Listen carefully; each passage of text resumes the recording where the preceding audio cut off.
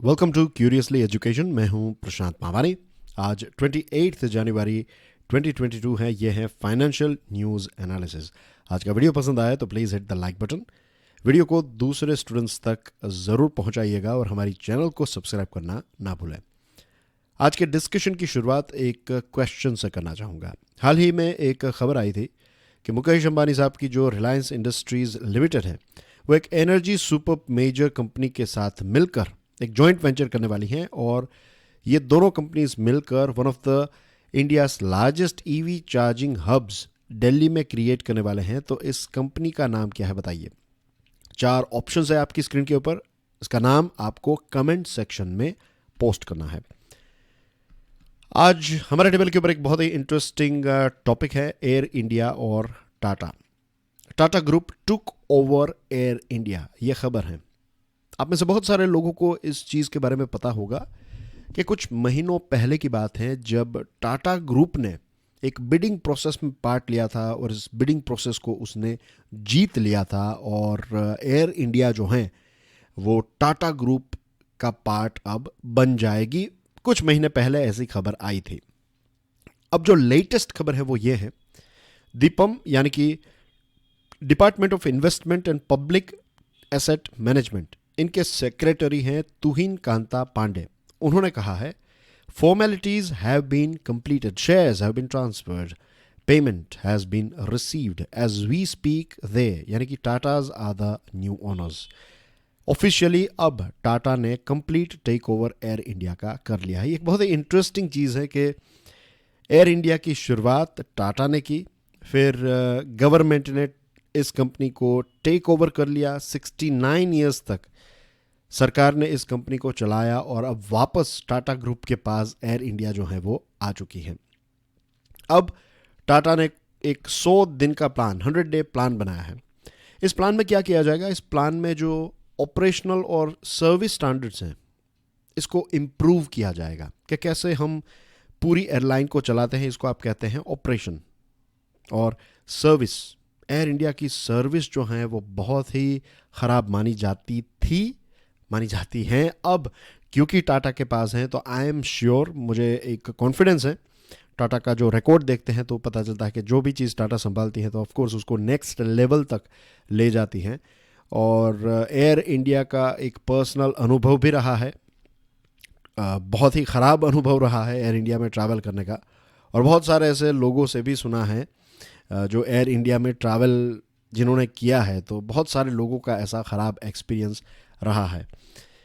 लेकिन अब टाटा संभालेगी तो आई एम श्योर एक बदलाव देखने को मिलेगा। और 100 डे प्लान जो है उसमें पैसेंजर कंप्लेंट्स और कॉल सेंटर्स, इसके साथ जुड़े हुए इश्यूज़, ये सारी चीज़ों को सॉर्ट आउट किया जाएगा।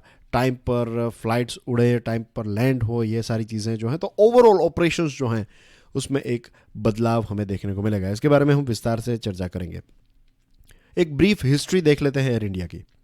1953 में इस कंपनी को भारत सरकार ने एक्वायर किया, इसको खरीद लिया और इसको नेशनलाइज यानी कि इसको सरकारी कंपनी बना दिया। इसके फाउंडर JRD टाटा 1977 तक इसके चेयरमैन रहे और 1977 के बाद इस कंपनी को रीनेम किया गया एयर इंडिया इंटरनेशनल और फिर डोमेस्टिक सर्विसेज के लिए इंडियन एयरलाइंस। फिर कुछ समय के बाद 2007 में एयर इंडिया और इंडियन एयरलाइंस को मर्ज करके इसको एयर इंडिया बनाया गया। अब मेन चैलेंज जो है एयर इंडिया के सामने, जब टाटा ने इसको एक्वायर कर लिया है, तो main challenge is about culture. जैसे एक समाज का कल्चर होता है, परिवार का कल्चर होता है, सोसाइटी का कल्चर होता है, वैसे ही एक कंपनी का भी कल्चर होता है। और इसको बदलना, इसको चेंज करना one of the biggest challenge होगा। और अगर आपने इसको चेंज कर दिया तो दैट मीन्स आपने जंग जीत ली। अब ये चीज़ इंपॉर्टेंट क्यों है? जस्ट इमेजिन आपको मेंस एग्जामिनेशन में ऐसा प्रश्न पूछा जाए या फिर आपको इंटरव्यू में ऐसा प्रश्न पूछा जाए कि गवर्नमेंट कंपनीज जो हैं वो इतनी सक्सेसफुल क्यों नहीं है और प्राइवेट कंपनीज जो हैं वो इतनी सक्सेसफुल क्यों हैं, उसके पीछे क्या रीजंस हैं। उसमें सबसे बड़ा जो रीज़न है दैट इज़ कल्चर, कैसे एक कंपनी ऑपरेट करती है। एंड आई एम श्योर हम सबको पता है कि सरकारी जॉब्स जो हैं, सभी नहीं लेकिन ज़्यादातर, उसमें जॉब सिक्योरिटी है। बीएसएनएल का एग्जांपल अगर हम लें तो एक वक्त था कि बीएसएनएल का जो लैंडलाइन फ़ोन आता था वो अगर डेड हो जाता था तो हफ्तों तक ये स्टार्ट नहीं होता था। क्यों? क्योंकि आप स्टार्ट करें ना करें क्या फ़र्क पड़ता है, आपको तो आपकी सैलरी मिल जाएगी। सरकार जो है वो कितने एक्सपेंसिव केबल्स और इन सारी चीज़ों का खर्च करके टेलीकम्युनिकेशन को स्प्रेड करना चाहती थी और कर रही थी, लेकिन ऑर्गेनाइजेशन का कल्चर ऐसा था कि वहाँ पर काम करने वाले लोगों की जॉब सिक्योरिटी थी। वो परफॉर्मेंस दे ना दे कुछ फ़र्क नहीं पड़ता था। तो ये सारे इश्यूज़ की वजह से हुआ क्या, दूसरी कंपनीज जब आई, I am talking about mobile companies, तो लैंडलाइन की मार्केट धीरे धीरे करके ख़त्म हो गई। आज बहुत ही कम ऐसे घर हैं जहाँ पर लैंडलाइन है, दे आर गॉन। तो आप कहेंगे कि अब मोबाइल के ज़माने में लैंडलाइन कौन यूज़ करेगा, मोबाइल ही यूज़ करेंगे। तो मोबाइल में भी बीएसएनएल कहाँ पर रही? It's nearly wiped out. सरकार ने कितने सारे पैसे इसमें इंजेक्ट किए, लेकिन फिर भी it is a loss making company, क्योंकि इसका कल्चर ऐसा नहीं था। और दूसरी जो कंपनीज है जैसे कि वोडाफोन, फिर Idea, and then you have Jio की एंट्री हुई। उससे पहले जो वोडाफोन, आइडिया और एयरटेल, इन सारी कंपनीज का एक प्रकार से दबदबा था, या फिर ये सारी कंपनीज जो हैं वो काफ़ी कट थ्रोट कंपटीशन में काम कर रही थी, लेकिन बहुत सारी सर्विसेज जो हैं वो भारत के लोगों को मिलने लगी क्योंकि ये कंपटीशन थी। अगर बीएसएनएल प्रोफेशनली काम करती तो आई कैन टेल यू शायद आज जियो भी ना आया होता, या फिर आ गया होता तो उसका सबसे बड़ा कॉम्पिटिटर जो है वो बीएसएनएल होता। तो कल्चर जो है एक बहुत ही इंपॉर्टेंट रोल प्ले करता है। अब एक हमारे देश की सरकारी कंपनी है आईएसआरओ, इसरो। इसरो का परफॉर्मेंस देखिए, क्योंकि इसरो जो है वो डायरेक्टली प्राइम मिनिस्टर लेवल पर रिपोर्टिंग करती है। तो एक लंबी जो ब्यूरोक्रेसी की चेन है वो एक एक एक एंगल से देखें तो वो नहीं है। इसलिए इसरो का जो मैनेजमेंट है वो काफ़ी प्रोफेशनल है। ऑफ कोर्स इसरो जिस प्रकार से काम करती है तो वहाँ पर इतनी लथार्जी और ये सारी चीज़ें जो हैं वो एक्सेप्टेबल ही नहीं है। वो मीन्स इसरो ही नहीं होती अगर ये बीएसएनएल टाइप ऑफ एटीट्यूड या फिर दूसरी जो हमारी सरकारी कंपनीज हैं उस टाइप का एटीट्यूड अगर इसरो में होता तो। बट फॉर्चुनेटली ऐसा नहीं है। तो कुछ ऐसे एग्जेम्पशंस हैं, ISRO is an exemption. ISRO का कल्चर इतना अच्छा है, इसकी वजह से इसरो है कि नासा और एलोन मस्क और दूसरे जो बड़े बड़े प्लेयर्स हैं स्पेस में वो इसरो को काफ़ी रिस्पेक्ट की नज़र से देखते हैं। तो अब एयर इंडिया जो है इसको टाटा ने टेक ओवर किया है, और इसका कल्चर अगर चेंज हो जाएगा ना, आई एम श्योर होगा, तो एयर इंडिया भी ग्लोबल लेवल पर एक सॉलिड, एक बहुत ही कॉम्पिटिटिव, एक कटिंग एज टेक्नोलॉजी वाली एयरलाइन साबित होगी। और इससे कितना सारा बिजनेस जो है वो भारत को मिलेगा, और कितने सारे देशों में हम हमारे ऑपरेशंस कर पाएंगे, कितनी सारी जॉब्स जनरेट होगी। और हमारे एविएशन सेक्टर की अगर हम बात करें तो ये एक्सपांड ही होता जा रहा है। सरकार का जो एक विज़न है, उड़ान जो स्कीम है, तो उसमें यही है कि एक साधारण आदमी भी एयरलाइंस के माध्यम से एक जगह से दूसरी जगह पर जा पाए। तो एयर कनेक्टिविटी जितनी इम्प्रूव होगी उतना बिजनेस हमारे देश का और इकोनॉमी इम्प्रूव होगी। तो it will work as a big platform. तो इस एंगल से आपको इस आइटम को देखना है। Immediate focus will be on 2 की एरियाज, राइट। मील्स जो है, मील सर्विस, जो खाने पीने की चीज़ें मिलती हैं, तो इसको इम्प्रूव किया जाएगा। और जो क्रू और ग्राउंड स्टाफ है उनका जो एक इंटरेक्शन होता है, ये क्रू जो है वो एयर इंडिया के काफ़ी इनफेमस थे। रूडली आंसर दे देना, ये सारी चीज़ें बहुत सारे लोगों का ऐसा अनुभव रहा है। तो अब ये सारी चीज़ें चेंज होगी। और यहाँ तक आप देखिए, टाटा ने तो ये भी कहा है कि जो कैबिन क्रू हैं उनका एक प्रकार का फिजिकल अपीयरेंस जो है वो भी अपीलिंग होना चाहिए।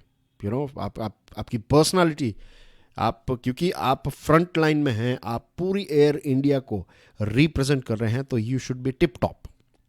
तो बॉडी मास इंडेक्स जो है उसको भी अब चेक किया जाएगा, उसको भी कंसीडर किया जाएगा। तो एक नए बदलाव की शुरुआत डेफिनेटली इसमें हो चुकी है। डिफरेंस, अगर आपको मोटिवेशनल स्टोरीज, मोटिवेशनल पॉडकास्ट्स पसंद हैं, अगर आपने कभी ट्राई नहीं किया है इनको, then I would recommend you to try it once. Check out curiously forever, ये सभी बड़े पॉडकास्ट प्लेटफॉर्म्स पर अवेलेबल हैं। दूसरा जो एक इम्पोर्टेंट टॉपिक है, it is about data protection bill. ये इम्पोर्टेंट इसलिए है, लगता है कि ये तो आईटी सेक्टर के साथ जुड़ा हुआ है, इंफॉर्मेशन टेक्नोलॉजी सेक्टर के साथ, लेकिन ये एक ऐसा बिल है जो हम सब को डायरेक्टली इनडायरेक्टली अफेक्ट करता है। आज हम सब स्मार्टफोन इस्तेमाल कर रहे हैं, हम सब सर्फिंग करते हैं, online surfing of course, not जो समंदर में सर्फिंग करते हैं, हम नॉट टॉकिंग अबाउट दैट, हम talking about online surfing. And we are using smartphone, Facebook, Insta, and there are so many other things that we use, YouTube, etc. आज के ज़माने में डेटा को क्या कहा जाता है? Data is the new oil, data is the most important thing. Data के माध्यम से आप क्या क्या नहीं कर सकते, तो ये सारी चीज़ें तो हैं ही। तो इसलिए डेटा जो है उसकी रक्षा करना, डेटा को प्रॉपरली सॉर्ट आउट करना, इसके रिगार्डिंग रूल्स एंड रेगुलेशंस, ये सारी चीज़ें up to date of course देश में होनी चाहिए। अब 2019 का जो बिल है, पर्सनल डेटा प्रोटेक्शन बिल, इस बिल को जॉइंट पार्लियामेंट्री कमेटी को सौंपा गया है, और जॉइंट पार्लियामेंट्री कमेटी जो है उसने कुछ प्रपोजल सामने रखे हैं, और ये कुछ कंपनीज के लिए चिंता का विषय है। तो एक बहुत ही इंपॉर्टेंट विषय पर आज हम डिस्कशन करने वाले हैं।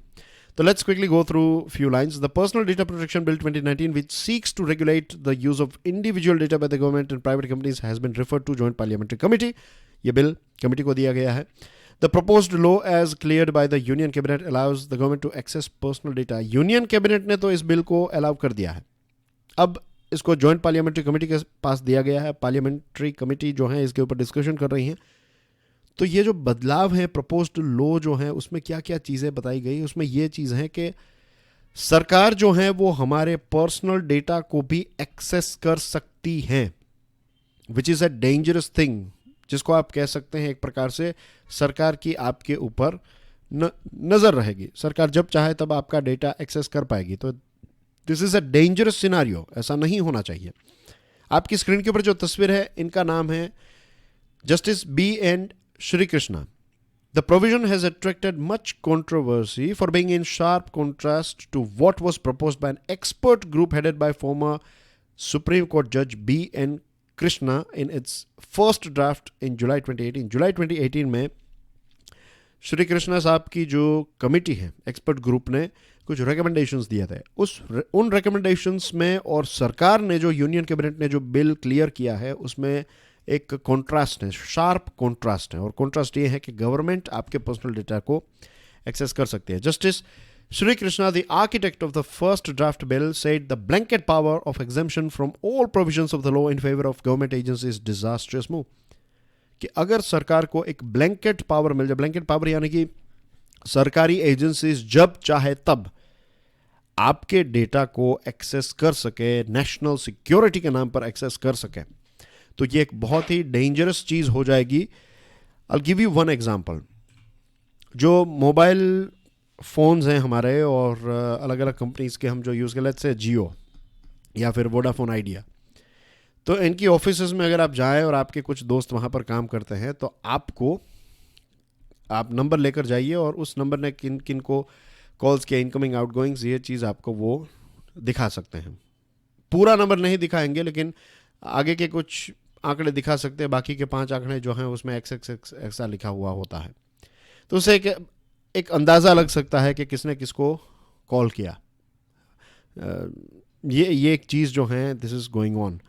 फिर अगर कोई लड़का लड़की भाग गए, और उस टाइम पर ऐसा बहुत होता है, या फिर जो मनी लेंडर्स हैं वो भी ये करते हैं कि कोई व्यक्ति उनके पैसे लेकर भाग गया है, तो उनके कनेक्शंस पुलिस में हैं, और फिर वो पुलिस वालों को कहेंगे, और फिर उस व्यक्ति का लोकेशन कहाँ पर है वो फिर पता चल जाता है कुछ ही मिनटों के अंदर। अब लीगली प्रोसेस को फॉलो करें तो एक वक्त लगेगा, लेकिन ये सारी चीज़ें जो हुई, दिस इज़ नॉट लीगल। अब ऐसा क्यों हो रहा है? क्योंकि कुछ एजेंसीज़ के पास ये एक्सेस हैं।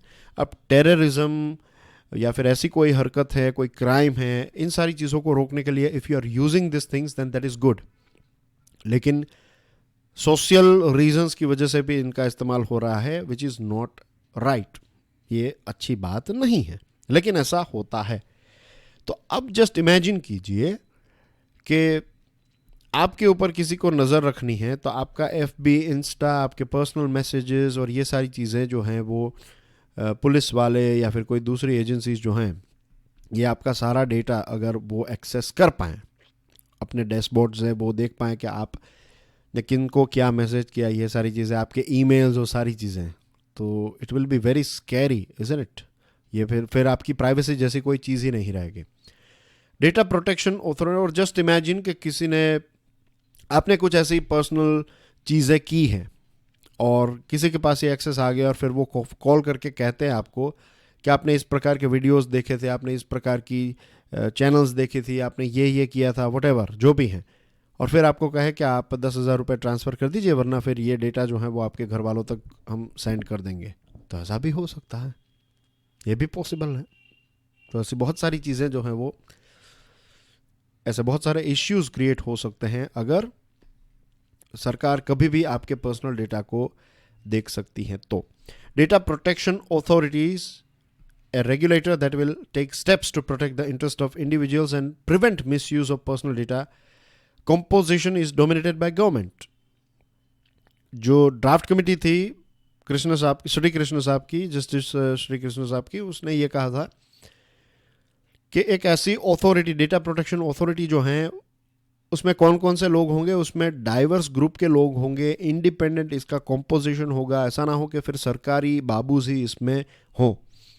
लेकिन जो करंट बिल है जो सरकार ने, कैबिनेट ने पास किया है और जो पार्लियामेंट्री कमेटी के पास है, तो उसमें ऐसा है कि cabinet secretary, IT secretary, law secretary, तो ये सारे लोग जो हैं, एक चेयरपर्सन होंगे और 6 फुल टाइम मेंबर्स होंगे, और इनका रिकमेंडेशंस जो हैं, ये कमेटी, एक कैबिनेट सेक्रेटरी, आईटी सेक्रेटरी और लॉ सेक्रेटरी, ये 3 लोगों की कमेटी मिलकर लोगों के नाम सेलेक्ट करेगी।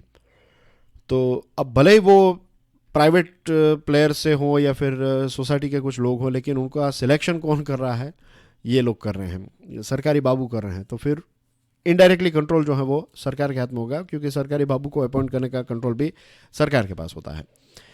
There is a blanket power of exemption from all provisions of the law, including access to personal data without consent, citing national security, investigation and prosecution of any offense, public order in favor of government agency। जो मैंने अभी आपको समझाया कि सारी चीज़ों को bypass करके सरकारी एजेंसीज जो हैं वो आपके पर्सनल डेटा को देख सकती है। There is an attempt to control social media as well, and the earlier draft required non critical and non sensitive data to be stored elsewhere, global servers outside India with mirror copy of the same. पहला जो draft था उसमें यह था कि अगर कोई critical data नहीं है, नॉन सेंसिटिव डेटा है, तो आप उसको देश के बाहर भी स्टोर कर सकते हैं। उसकी एक मिरर कॉपी, उसकी एक कॉपी जो है वो भारत में स्टोर होगी, और बाकी की कॉपी जो है वो उसी चीज़ की मिरर कॉपी, सेम कॉपी जो है वो एक दूसरी कॉपी, डुप्लीकेट कॉपी, आप किसी भी चाइना, अमेरिका, जो भी सर्वर है वहाँ पर उसको स्टोर किया जा सकता है। तो ये आइडिया इसलिए ऐसा इसलिए किया गया था कि कभी भी अगर सरकार को नॉन क्रिटिकल या फिर नॉन सेंसिटिव डेटा किसी को यूज़ करना है, तो उसके लिए फिर आपको यूएसए के पास जाकर परमिशन लेकर फिर उसको एक्सेस करना, तो एक लॉन्ग प्रोसेस हो जाएगी। यहाँ पर एक मिरर कॉपी होगी, तो जब चाहे तब हमारी सरकार उसको यूज़ कर सकती है। Non sensitive and non critical data की यहाँ पर बात कर रहा हूँ। Sensitive data can be processed outside India but with consent, ऐसा था। और ये जो पहले का जो मीन्स बेसिकली ये बिल जो है उसने 3 कैटेगरीज रखी है, क्रिटिकल, सेंसिटिव और जनरल, ये 3। तो सेंसिटिव डेटा में आपकी financial, health, sexual orientation, biometrics, transgender status, religious, political believes, affiliation, ये सारी चीज़ें जो हैं वो सेंसिटिव डेटा में है, और इसको आपको भारत में ही स्टोर करना है। भारत के बाहर जो अगर आप इसको स्टोर करना चाहते हैं तो आपको कंसेंट यानी कि परमिशन लेनी पड़ेगी। अब बिजनेस एंटिटी जो है उसके पास जो डेटा होता है वो नॉन पर्सनल डेटा होता है, जैसे कि फाइनेंस डेटा, बिजनेस स्ट्रेटेजी का डेटा, फ्यूचर के प्रोजेक्शंस जो हैं उसका डेटा, ये सारी चीज़ें। अब ये डेटा अगर नॉन पर्सनल डेटा है, लेकिन ये डेटा कंपनी का डेटा है, और कंपनी का डेटा अगर सरकार एक्सेस कर लेगी तो कोई भी कंपनी जो है वो कंफर्टेबल फील नहीं करेगी। उनकी कुछ बिजनेस स्ट्रेटजीज, उनके प्लान, ये सारी चीज़ें सरकार के पास आ जाएगी। मीन्स कौन चाहेगा कि अपने बिजनेस के सीक्रेट्स जो हैं वो आप सरकार को दे, कोई भी नहीं चाहेगा। तो ये भी एक डेंजरस चीज़ हो सकती है। अब इसकी इम्पैक्ट बिजनेस और इकोनॉमी के ऊपर कैसे हो सकती है वो समझ लेते हैं। मैंने कुछ आपको बिल के बेसिक पॉइंट समझा दिए हैं। अब देखिए, यूरोपियन यूनियन जो है, वहाँ के देश और वहाँ का जो काम हमारे देश को मिल रहा है, जो बिजनेस प्रोसेस आउटसोर्सिंग हम कहते हैं, तो आईटी वाला काम जो आता है, आईटी बिजनेस प्रोसेस मैनेजमेंट का काम, वो $190 बिलियन का काम जो है वो भारत को मिलता है। It's a big amount. और कितनी सारी जॉब्स, कितनी सारी कंपनीज जो हैं वो इन कामों की वजह से हमारे देश में पैदा हुई है। अब अगर आप ऐसे लॉज बनाते हैं कि यूरोपियन लॉज उनको रिजेक्ट करें, अगर यूरोपियन लॉज जो हैं वो काफ़ी स्ट्रिक्ट हैं इन सारी चीज़ों को लेकर और सबसे बेस्ट भी हैं, तो अब अगर भारत सरकार ऐसे कुछ लॉज बनाएगी जो यूरोपियन लॉ के साथ फिट नहीं बैठेंगे, यूरोपियन यूनियन जो है उनका एक एडिक्वेंसी स्टेटस है।